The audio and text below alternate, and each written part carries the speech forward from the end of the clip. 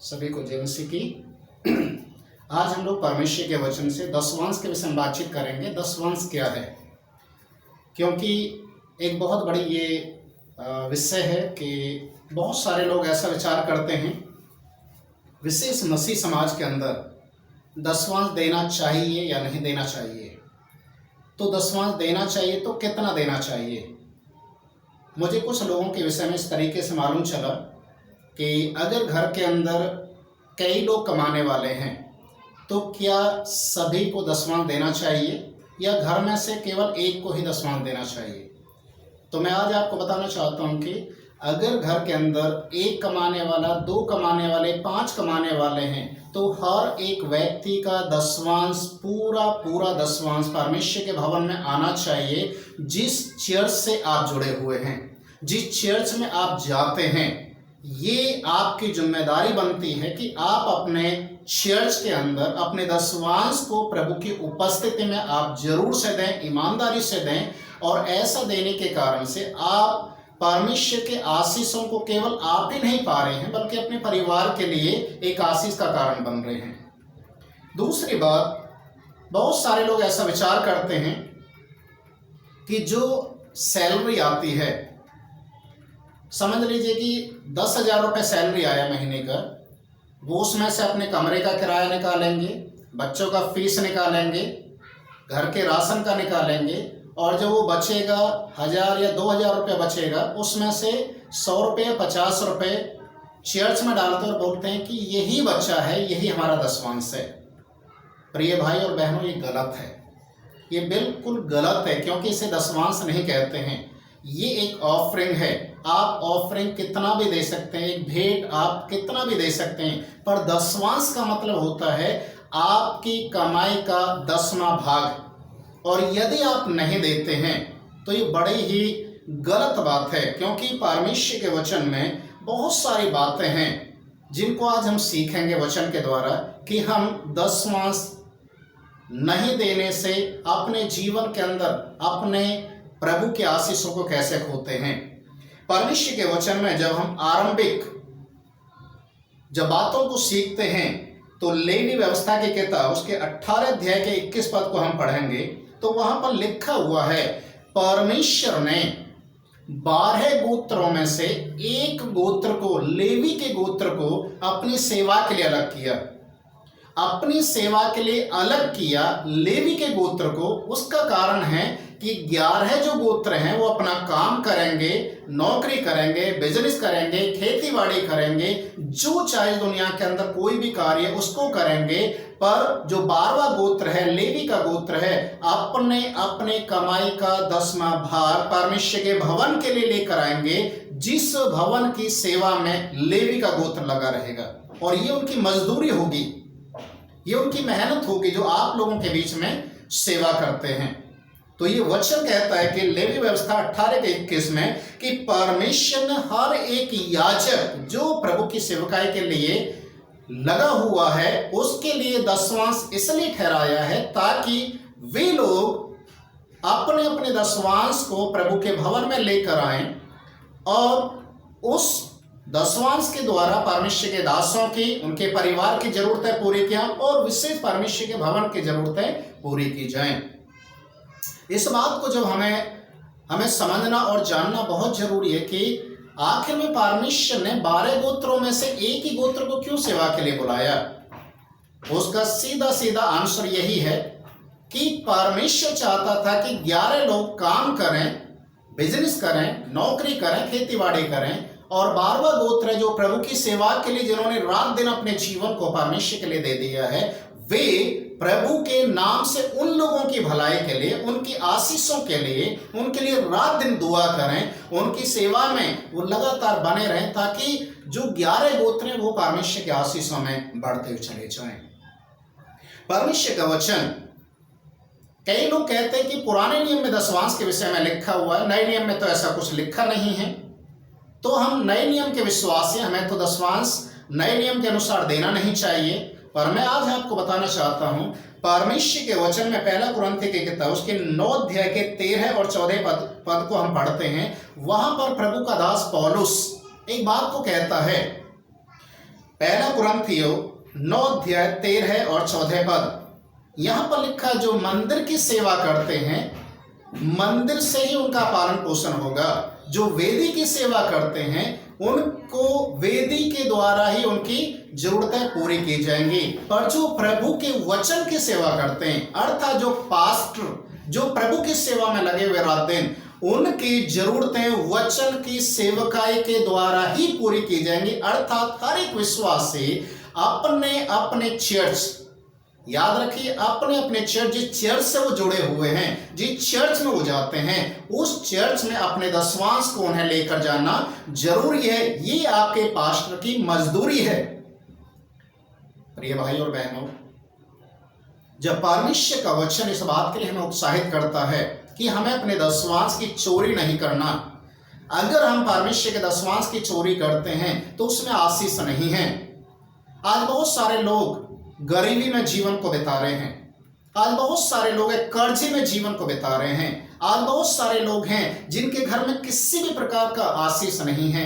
बीमारी उनके पीछे लगी हुई है, समस्या उनके पीछे लगी हुई है। एक के बाद एक कुछ ना कुछ ऐसी समस्या उनके जीवन में लगातार बनी रही हैं। उसका कारण है क्योंकि वो परमेश्वर के लिए ईमानदार नहीं है। वचन में इस तरीके से लिखा हुआ है, लूका रचित सुसमाचार 16 अध्याय उसके 10 से 12 पद में, लूका 16 10 से 12 पद में, जो थोड़े में विश्वास योग्य रहेगा। प्रिय भाई और बहनों, ये आपके लिए है। जो थोड़े से थोड़े में विश्वास योग्य रहेगा, परमेश्वर से ज्यादा का अधिकारी बनाएगा। इसलिए आपको इस बात को सोचना है, आपके पास थोड़ा सा अमाउंट है, थोड़ा सा आपकी सैलरी है, आप उसमें ईमानदार नहीं हो सकते। जब आपकी सैलरी बढ़ जाएगी लाखों में, जब आपकी सैलरी हो जाएगी, तो आप कहां से परमेश्वर के लिए ईमानदार रहेंगे। इसलिए ईमानदारी बचपन से सीखी जाती है। वचन इस तरीके से कहता है, और हम अपने बच्चों को भी यही शिक्षा देते हैं, जो पौधा छोटा होता है आप उसे जिस आकार में देना चाहते हैं, जिस आकार में उसको ढालना चाहते हैं, वो बड़ा होकर उसी आकार में बढ़ जाता है। अपने बच्चों को प्रभु की शिक्षा बचपन से देंगे तो बुढ़ापे में भी उस शिक्षा से अलग नहीं होगा। ये परमेश्वर का वचन कहता है। तो हम कैसे इस बात को हम बोलते हैं कि हम जब समय आएगा तब देखा जाएगा, जब सैलरी बढ़ जाएगी तब परमेश्वर के लिए ईमानदार बनेंगे, तब पूरा दशमांश देंगे। प्रिय भाई और बहनों, ये आपकी सोच गलत है। अभी से, चाहे आप तंगी में हैं, समस्या में हैं, परीक्षा में हैं, आप परमेश्वर के लिए ईमानदार हो जाइए, थोड़े में ईमानदार हो जाइए। मैं आपको गारंटी दे रहा हूं, परमेश्वर आपके कर्जों को भी माफ करेगा। परमेश्वर आपको कर्जों से, कष्टों से भी छुड़ाएगा। आपके घर के, आपके परिवार में जो समस्या, जो बीमारियां हैं, परमेश्वर उनसे भी आपको आजाद करेगा। और आपका जो पैसा इधर उधर जो जा रहा है, चोरी में जा रहा है, डॉक्टर के पास जा रहा है, दवाइयों में जा रहा है, दूसरी चीजों में जा रहा है, परमेश्वर हर जगह से आपको बचाना शुरू करेगा। क्योंकि जो थोड़े में विश्वास योग्य रहता है, परमेश्वर उसे ज्यादा का अधिकारी बनाता है। लूका रचित सुसमाचार उसके 6 अध्याय के 38 पद में लिखा हुआ है, लूका 6:38, दिया करो तो तुम्हें भी दिया जाएगा, दिया करो तो तुम्हें भी दिया जाएगा। आज आप देंगे नहीं तो आप कहां से लेने के लिए आप सोच सकते हैं। आपको देना पड़ेगा, चाहे आप हंस कर दो, चाहे आप रो कर दो, चाहे आप कैसे भी दो। वचन कहता है जब दोगे तो तुम्हें भी दिया जाएगा। अगर आप नहीं देंगे तो परमेश्वर की ओर से भी आपको कोई आशीष नहीं मिलेगा। ये आपका और परमेश्वर के बीच का एक रिश्ता है। आप परमेश्वर को धोखा देते हैं तो आप अपने जीवन में हर जगह धोखा खाएंगे। अगर आप परमेश्वर के दास को धोखा देते हैं तो आप अपने लिए खुद एक आशीषों के द्वार को बंद करेंगे। प्रिय भाई और बहनों, आज आपको सोचना है। वचन कहता है दिया करो तो तुम्हें भी दिया जाएगा। और परमेश्वर जब देगा, जब देने पर आता है, वचन में लिखा हुआ है 6:38 में, लूका 6:38 में, लोग नाप कर दबा कर तुम्हारी गोद में उभरता हुआ डालेंगे। मतलब परमेश्वर इतना आशीष आपको देगा कि आप उसको संभाल भी नहीं पाएंगे और लोगों की नजरों में आप एक आशीष में एक इंसान बन जाएंगे। आप अपने परिवार के लिए सोचिए, आप अपने भविष्य के लिए सोचिए कि आप एक कैसे विश्वासी बनना चाहते हैं। एक व्यक्ति अपने घर को बालू के ऊपर बनाता है और एक व्यक्ति अपने घर को चट्टान के ऊपर बनाता है। ये आपको सोचना है कि आप अपने घर को चट्टान पर बना रहे हैं या बालू पर। समस्याएं तो आएंगी, परीक्षाएं तो आएंगी, पर याद रखें जो वचन में ईमानदार रहेगा, खरा रहेगा, वो हर विपत्ति से लड़ने की ताकत को भी प्राप्त करेगा। परमेश्वर के वचन में आगे इस प्रकार से लिखा हुआ है, मत्ती रची सुसमाचार उसके 22 अध्याय के 21 पद को जब हम पढ़ते हैं तो यहाँ पर लिखा हुआ है, प्रभु यीशु मसीह के समय में भी बहुत सारे लोग आए और चेलों लोगों से बातचीत करने लगे, प्रभु यीशु मसीह से बातचीत करने लगे और बोलने लगे कि क्या कैसर को कर देना जरूरी है। कर का मतलब होता है टैक्स। क्या सरकार को, कैसर को टैक्स देना जरूरी है। प्रभु यीशु मसीह उन लोगों की चालाकी को जानते थे कि किस तरीके से चालाकी से बातचीत करते हैं। प्रभु यीशु मसीह ने एक दिनार मंगाया और उन लोगों को दिखाते हुए बोला, इस दिनार को देखो, इस पर किसका नाम लिखा है और किसकी छाप लगी हुई है। तो लोगों ने बोला कैसर का। तो प्रभु यीशु मसीह ने बोला, जो कैसर का है वो कैसर को दो, जो परमेश्वर का है वो परमेश्वर को दो। प्रिय भाई और बहनों, जो कैसर का मतलब जो सरकार का है, आप सरकार का टैक्स अगर चोरी करेंगे तो परमेश्वर के वचन में लिखा है, सरकार की चोरी करेंगे तो सरकार आपसे जबरन वसूलेगा। जैसे नोटबंदी के समय में हुआ, आपने शायद देखा ही था, 2 साल पहले हमारे भारतवर्ष के अंदर नोटबंदी हो गया। उसके बाद क्या हुआ, जो छुपा हुआ पैसा था उसको भी लोगों ने निकालना शुरू किया। कितनी जगह उसको नालियों में, नहरों में, नदी में बहाया गया, जला दिए गए, फाड़ फाड़ के फेंका। क्यों? क्योंकि ब्लैक मनी था। आज आपको जानना है, आज हमारे भारत सरकार जिस देश में हम रहते हैं उस देश का टैक्स, जिस घर में हम रहते हैं उस घर का भी टैक्स हमें देना पड़ता है। जो बिजली हम इस्तेमाल करते हैं, जो पानी हम इस्तेमाल करते हैं, उस पर भी टैक्स लग कर ही आता है।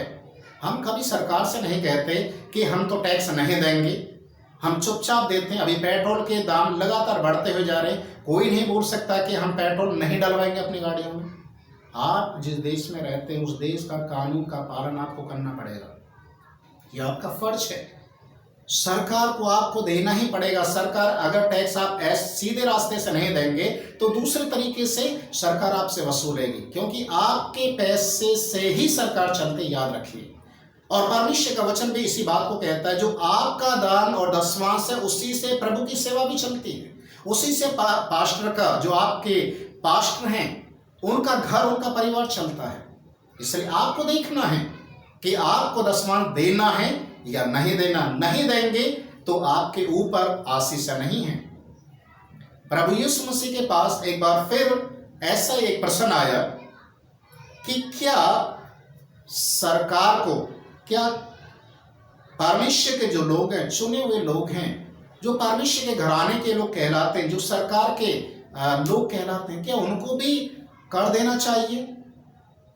प्रभु यीशु मसीह के चेलों से पूछा, क्या तुम्हारा गुरु जो है क्या वो भी कर देता है?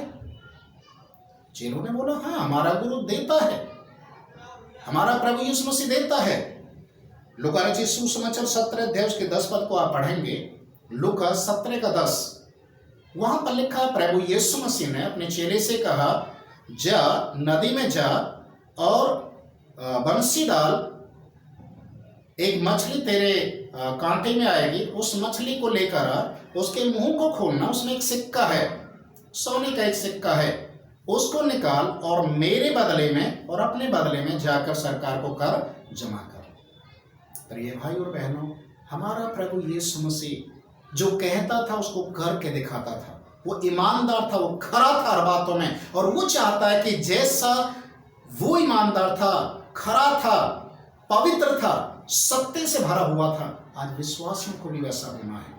जब विश्वासी लोग इस तरीके से खरे और ईमानदार निकलेंगे, प्रभु का आशीष उनके जीवन में आएगा। प्रिय भाई और बहनों, आप परमेश्वर के हैं, आप परमेश्वर के लोग हैं। आप अपनी जिम्मेदारी को समझिए। जब आपकी सैलरी आती है उसमें से पहले घर का खर्चा मत निकालिए, बिजली का, पानी का, किराए का, बच्चों का ट्यूशन फीस, स्कूल फीस, उसको मत निकालिए। पहले, सबसे पहले अपने परिवार के लोगों को बैठाइए और बोलिए कि ये मेरी सैलरी है, इसमें ये परमेश्वर का भाग है। अगर 10,000 आपकी सैलरी तो 1,000 रुपये प्रभु के लिए निकालिए। आपकी 5,000 सैलरी तो 500 रुपये प्रभु के लिए निकालिए। अपने बच्चों के सामने चोरी छिपे नहीं, बच्चों को सिखाकर दिखाकर बोलिए कि जो दसवांश हम प्रभु के लिए देते हैं, इसको देने के कारण परमेश्वर की आशीषें हमारे जीवन में किस तरीके से आती हैं और कैसे परमेश्वर हमें विपत्ताओं से, समस्याओं से बचाता है। आप अपने बच्चों के सामने, अपनी पत्नी के सामने, अगर पत्नी कमाने वाली तो पति के सामने, बच्चों के सामने इस चीज को सिखाइए ताकि वो भी प्रभु के लिए ईमानदार बने। अगर आपके घर में 5 लोग कमाने वाले तो 5 की सैलरी का दसवांश निकालिए। प्रिय भाई और बहनों, आज मेरी बात को ध्यान से सुनिए, गांठ बांध लीजिए। जो प्रभु के लिए ईमानदार रहेगा, प्रभु उसे आशीषों से इतना भरना शुरू करेगा कि दूसरे लोग भी देखकर इस बात को बोलेंगे, इनका परमेश्वर महान है, इनका परमेश्वर जीवित है, जो इन्हें हर विपत्ति से, हर समस्या से बचाता है और इनको आशीषों में लेकर जाता है। हालेलुया। मैं चाहता हूं कि आज इस वचन को आप ग्रहण करें, आज इस वचन को अपने हृदय के अंदर रखें, अपने परिवार, अपने बच्चों को सुनाएं, सिखाएं कि हमें परमेश्वर के लिए कैसे ईमानदार होना है। ये मेरी जिम्मेदारी है, ये मेरी रिस्पॉन्सिबिलिटी है कि मैं परमेश्वर के लिए ईमानदार बनूं। आपका पास्टर आपके दसवांश के लिए इंतजार करता है। आपका दसवांश आपके पास्टर के घर को चलाने के लिए, परमेश्वर के भवन की जरूरतों के लिए आपका दसवांश है। अगर आप अपने मुट्ठी को बंद कर देंगे तो परमेश्वर की आशीषें रुक जाएंगी। आप अपनी मुट्ठी को खोलेंगे प्रभु के लिए, प्रभु का स्वर्ग का द्वार आपके लिए खुल जाएगा। प्रिय भाई और बहनों, आज मेरी बात को याद रखिए और अपने घर में, अपने परिवार में एक ईमानदार, एक विश्वास योग्य सेवक, एक विश्वास योग्य विश्वासी बन जाइए ताकि परमेश्वर आपके जीवन को आशीष दे। और मैं आज आपके लिए प्रार्थना करना चाहता हूँ। पवित्र महान परमेश्वर, मैं दुआ करता हूँ जितने भी लोग आज इस वीडियो को देखते हैं, प्रभु आप उनके हृदय को तैयार करें, आप उनके मन को तैयार करें। प्रभु तेरे लिए ईमानदार बने, दसवांश की चोरी ना करें, ईमानदारी से, पवित्रताई से, चाहे हमारे घर में कितने भी लोग कमाने वाले हों, हर एक जन का दसवांश तेरे भवन में जाए ताकि तेरे भवन में किसी भी भली वस्तु की कमी घटी ना होने पाए। प्रभु हमारे दसवांश के द्वारा पास्टर का घर, उसका परिवार चलता है, प्रभु की सेवा चलती है। अगर हमने दसवांश को रोक दिया तो सब कुछ रुक जाएगा। प्रभु हम चाहते हैं आज विश्वासी लोग इस बात को समझें और परमेश्वर तेरे वचन के अनुसार अपने आप को तैयार करते हुए अपने परिवार के लिए, अपने समाज के लिए, अपनी कलीसिया के लिए एक आशीष का कारण बन जाए। प्रभु आप छू लें, एक एक हृदय से आप बातचीत करें, तैयार करें ताकि महिमा तुझे मिले। यीशु मसीह के नाम में दुआ को मांगते हैं, आमीन। परमेश्वर आप सभी को आशीष दे। God bless you.